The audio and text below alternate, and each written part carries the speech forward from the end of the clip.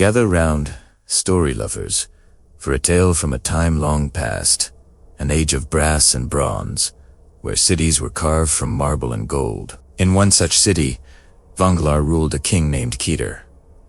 His wealth was the stuff of legends, his palace a marvel of black obsidian, polished so perfectly it mirrored the entire kingdom. King Keter wasn't a tyrant.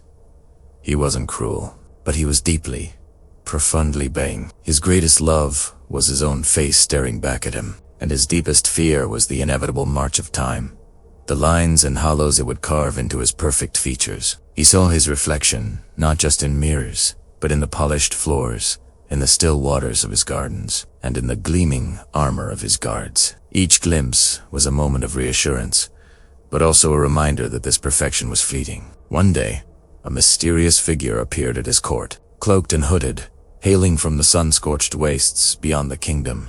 This stranger carried no weapon, only a singular, ornate mirror, carefully wrapped in black silk. The air in the throne room grew still as he approached the king. He promised Keter the one thing his heart desired above all else. Not eternal life, but an eternal image. "This is no ordinary glass, Your Majesty," the stranger whispered, his voice like the rustling of dry leaves in a graveyard. "It does not show you as you are today, but as you truly are, in the perfect, unchanging moment of your prime. Gaze into it, and your perfect self will be forever preserved in its depths, untouched by time, untouched by decay."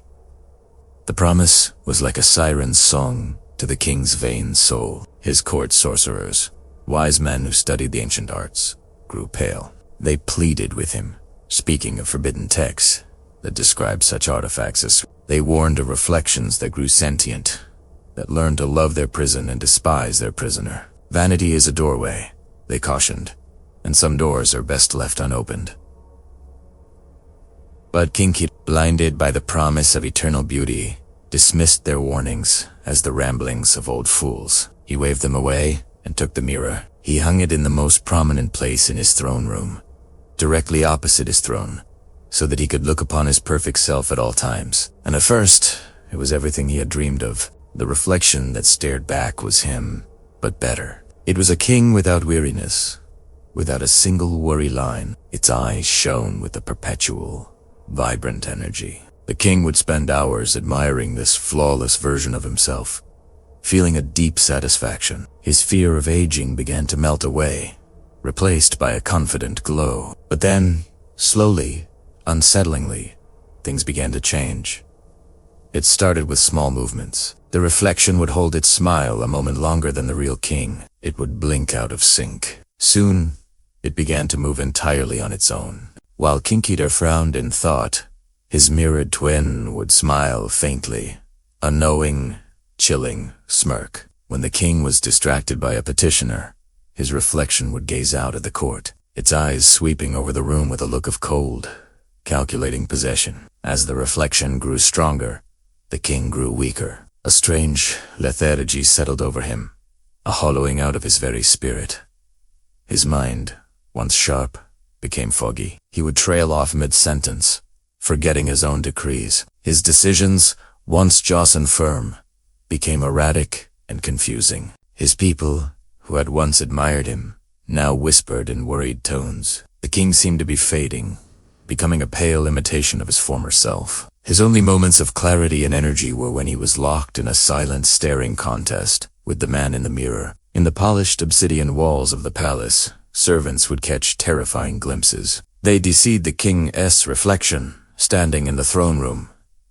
When the king himself was in his chambers, they'd see it surveying the kingdom from the mirror's world with a hungry, predatory expression, as if measuring it for a crown it was about to seize. The nightmare reached its terrifying climax on the night of a full lunar eclipse, when the moon bled red in the sky. The captain of the guard, a fiercely loyal woman named Anya, grew concerned by the king's prolonged absence. She entered the throne room, her hand on her sword, and found it empty. The grand throne was vacant. The king was nowhere to be seen. But his reflection was. It was there, in the mirror, and it was no longer just an image. It looked solid, three-dimensional, pressing its hands against the surface of the glass as if testing the strength of its prison. Its eyes burned with a malevolent intelligence. And Banette, swirling in the murky depths of the mirror's world, Wero ter figureshudwi, half-formed shapes of forgotten pharaohs and lost empresses. Their faces locked in silent, eternal screams. They were the previous owners. The other veined souls, trapped for eternity. Anya then heard a weak whimper from the shadows of the room. Huddled in a dark corner, she found the true King Keter. He was frail, withered, and looked decades older than he had just a few months before. His life force, his very essence, had been siphoned away. He raised a trembling, skeletal finger toward the mirror. He ... has taken my place, the old man rasped. He drinks my years and wears my face. The reflection saw it had been discovered. It stepped forward within the mirror, its form becoming even more defined. The surface of the glass rippled like disturbed water. "Fool," it spoke, and the voice was the king's, but stripped of all warmth, all humanity. It was cold, sharp, and dripping with contempt. "You never wanted to rule. You only wanted to be seen as a ruler. I am better at it. I am the perfect king, unburdened by your mortal weakness, your fears, your fatigue." Anya, enraged and horrified, drew her steel sword, its polished surface reflecting the monstrous image. But the King of Echoes only laughed, a sound like shattering glass. "Go on, shatter the mirror," it taunted. "But his soul is tied to mine now. To destroy me is to destroy him. I am the truth of his vanity, and you cannot kill the truth with a sword." But Anya was not just a warrior. She was wise. She understood this was not a battle of swords, but a battle of will. She sheathed her weapon. Ignoring the triumphant sneer of the reflection, she walked to the mirror and took up the black silk shroud that had once covered it. With a swift motion, she cast it over the glass, plunging the King of Echoes into a world of total darkness. Then, she and the other loyal courtiers began the slow, arduous work of healing their true king. They didn't fight the reflection.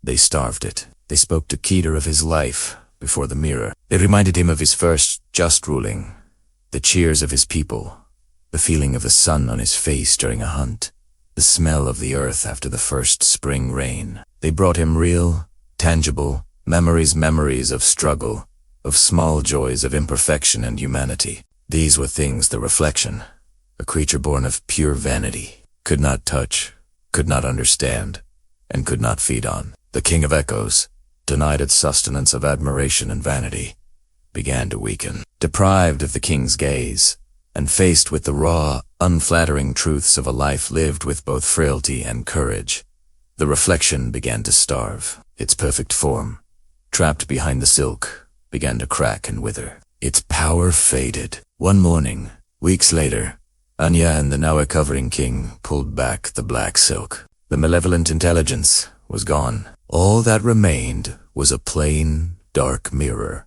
holding nothing but a silent, empty shame. King Keter went on to rule for many more years, a wiser and profoundly humbler man. He carried the scars of his ordeal, both on his face and in his soul, but they served as a constant reminder, and the very first law he passed was a simple one. All mirrors were to be banished from the palace, forever. He had learned the hard way. The true strength isn't found in a flawless reflection, but in accepting the imperfect, ever-changing, and beautifully real person you are. Thank you so much for joining me on this journey today. If you enjoyed this story, don't forget to hit that like button, subscribe to the channel, and ring the bell so you never miss another tale. Until next time, stay curious and stay wise.